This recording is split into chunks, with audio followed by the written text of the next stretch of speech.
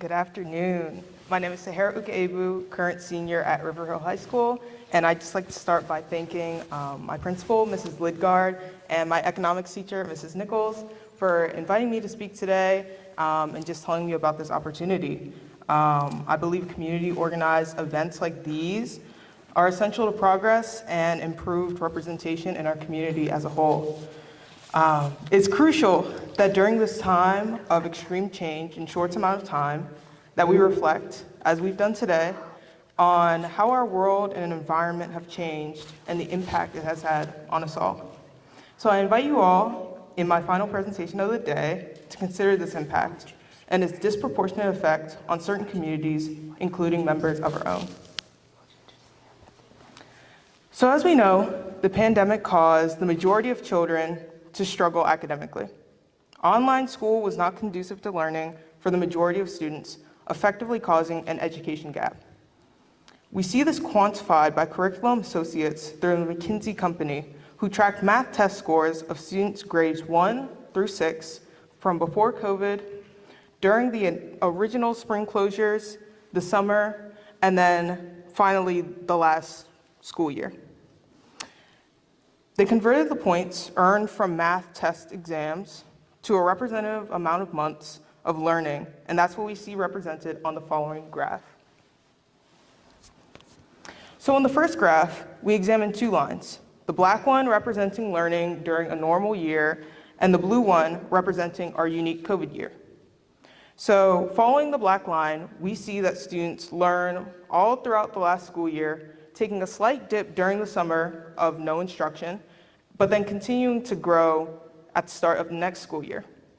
But as we follow the blue line, we see the same learning through the original school year, but see that the decline starts early from these spring closures and continue to decline during the summer. From this, we see that there's a 3-month delay from the start of the school year, and then a 5-month delay by the end. This additional 2 months can probably be attributed to the online schooling just not working for all students. And once again, this is the average test scores for all students, but it may not be representative of the individual student groups that we have in our community and across the country. And that's what I want to examine in the next slide.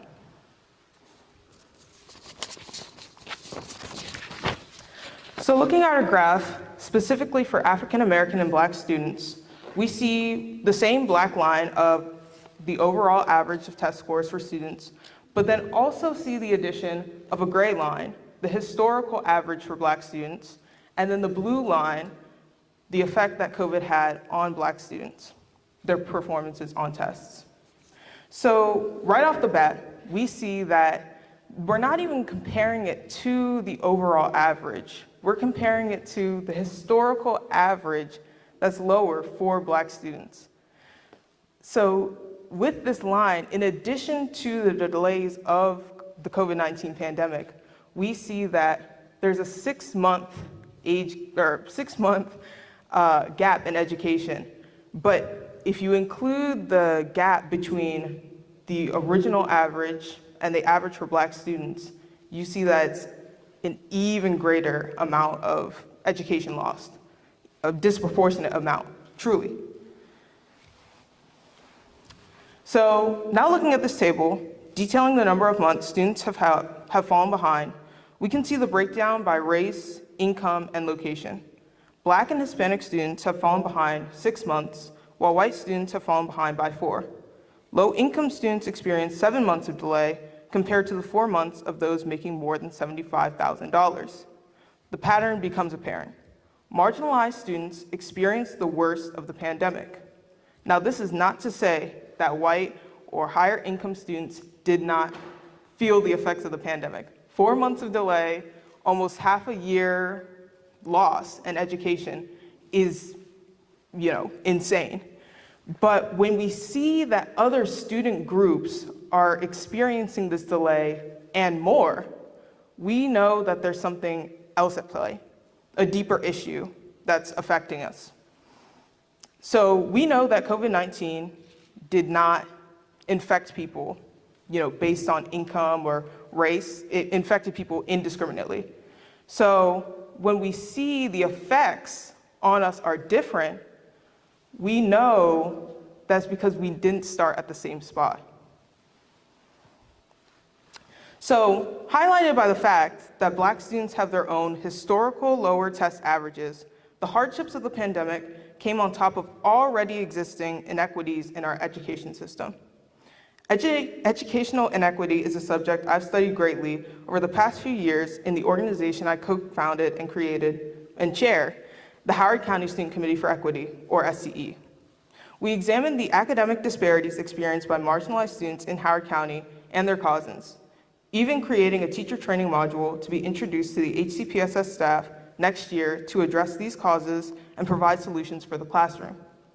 Through research, we found that some of the main causes of these disparities are the wealth gap, racial biases, disproportionate disciplinary action, and the lack of diversity in the teaching staff. These can be traced back to the Reconstruction era of the United States that saw the discrimination against the new citizens of the US, allowing the country to adopt legislation that kept minorities in a separate class. Once you understand the history of the causes that impact what we see today and experience today, it can be very daunting thinking about how to fix the issues that are prevalent in our schools and communities. However, there is a lot that we can do to choose equity and begin to fix these disparities, beginning with acknowledging what we spoke about today. So a large part of the academic differences we see between students of differing demographics are not due to actual intellectual ability, but the systematic issues that keep them behind. The first step, in my opinion, is simply realizing that African American or Hispanic or low-income students, or any marginalized students, aren't performing as well as their peers, not because they aren't as smart, but because the whole system is actively working against them. Recognizing that race and income level does not determine a student's intellect, but can prevent them from fully realizing it. Just acknowledging this allows you to realize why equity is so important and the best solution. Giving each student personalized attention and support based on these factors so students as a whole can perform equally is the next step to breaking down the systemic barriers and strengthening our community. I ask that we all use the lessons from the pandemic that exemplified the already existing disparities in our community to be more empathetic with each other's circumstances and truly build back better. Thank you for listening.